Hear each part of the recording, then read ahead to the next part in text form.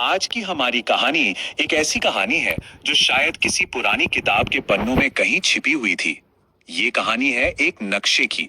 एक ऐसे नक्शे की जो खोया नहीं था, नहीं, बस सही हाथों का इंतजार कर रहा था।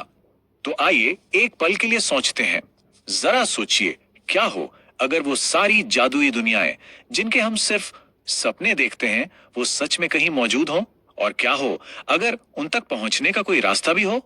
तो हमारी कहानी की शुरुआत एक बहुत ही आम सी जगह से होती है। क्योंकि देखिए, अक्सर सबसे बड़े रहस्य ना सबसे शांत कोनों में ही छिपे होते हैं। एक पुरानी किताबों की दुकान की अटारी। जरा उस जगह की कल्पना कीजिए। हवा में धूल है और भूली हुई कहानियों की एक अजीब सी महक। और ठीक वहीं दो बच्चे मिलते हैं। अब ये जो दोनों बच्चे हैं ना, एक दूसरे से बिल्कुल अलग हैं। एक तरफ है लड़का जिसे भूली बिसरी चीजें, मतलब खोई हुई चीजें सहेजने का शौक है, और दूसरी तरफ है लड़की जो अपनी कल्पना में ऐसी दुनिया बनाती है जो असल में है ही नहीं। कह सकते हैं कि एक अतीत को जोड़ता है तो दूसरी भविष्य को गढ़ती है। और फिर एक दिन एक छोटी सी घटना होती है जो सब कुछ बदल देती है। उस लड़की की स्केचबुक से एक पुराना सा नक्शा नीचे गिरता है। पर यह कोई आम जगह का नक्शा नहीं था। नहीं, ये तो एक ऐसी दुनिया का रास्ता था जो बस बस खोजे जाने का इंतजार कर रही थी। तो अब एक रहस्यमयी नक्शा सामने आ चुका है। पर सवाल यह है कि इसमें आखिर ऐसा कौन सा राज छिपा है, और ये इन दोनों को कहां ले जाने वाला है। तो लड़का क्या करता है, वो अपना पुराना कंपास निकालता है, और जैसे ही उसे नक्शे पर रखता है उसकी लकीरें चमक उठती हैं। वो नक्शा उन्हें एक ऐसी दुनिया का रास्ता दिखाता है जिसका नाम था इन बिटवीन। ये वो दुनिया है जहां हर वो चीज चली जाती है जिसे हम या कोई भी भुला देता है। और इस दुनिया में मिलता क्या है, जरा सोचिए तो।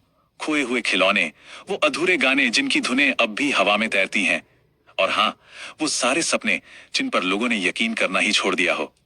ये जगह जितनी खूबसूरत है ना, उतनी ही थोड़ी उदास भी है। तो नक्शा मिल चुका है, मंजिल भी पता चल गई है। अब बारी है सफर की। और यकीन मानिए, ये कोई आम सफर नहीं होने वाला था।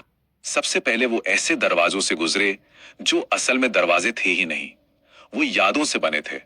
और हर दरवाजे के पीछे किसी की भूली हुई हंसी थी, या फिर किसी के आंसू। फिर वो ऐसी नदियों के किनारे किनारे चले जो उल्टी बहती थीं, बिल्कुल समय की तरह पीछे की ओर, हर चीज को उसकी शुरुआत तक वापस ले जाती हुई। और सिर्फ इतना ही नहीं, उन्होंने ऐसे ऐसे शहर पार किए जो ईंट पत्थर से बने ही नहीं थे, वो तो धुंधली यादों से बने थे। और हर मोड़ पर एक नई अधूरी कहानी उनका इंतजार कर रही थी। लेकिन हाँ, ये सफर हमेशा आसान नहीं था, बिल्कुल नहीं। उनमें बहस हुई, वो डरे भी। पर सबसे जरूरी बात क्या थी, ये कि उन्होंने एक दूसरे का हाथ नहीं छोड़ा।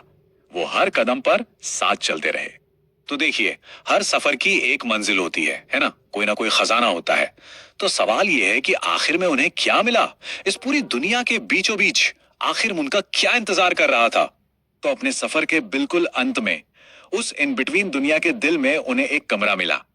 और उस कमरे के ठीक बीचों बीच कोई सोना चांदी का ढेर नहीं था, नहीं, बल्कि वहां था एक चमकता हुआ बिल्कुल खाली पन्ना। और बस उसी पल उन्हें इस कहानी का सबसे बड़ा राज समझ आया।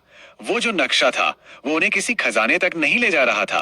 वो तो बस इंतजार कर रहा था कि वे खुद तय करें कि उनके लिए असली खजाना क्या है।